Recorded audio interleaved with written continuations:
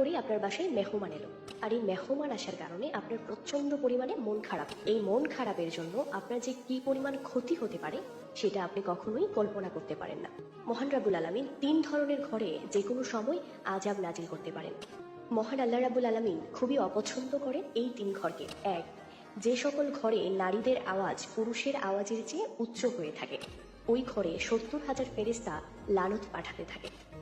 2, যে ঘরে কারো হকের মারা টাকা জমা রয়েছে এবং এই টাকা দিয়েই সংসার চালানো হয়। 3, হযরত জিবরাইল আলাইহিস সালাম বলেছেন, যে ঘরের মানুষেরা মেহমান আসলে মন খারাপ করে, ওই ঘরে নামাজ পড়া হলেও নামাজের সওয়াব দেখেন না। কি ভয়ঙ্কর বিষয়! আমাদের বর্তমান সমাজে এমনটাই ঘটে। হঠাৎ করে বাসায় মেহমান এলে অনেকেই বিরক্ত হয়ে থাকেন, যেটা আজকের ভিডিওটা দেখার পর থেকে আপনি কখনোই করবেন না।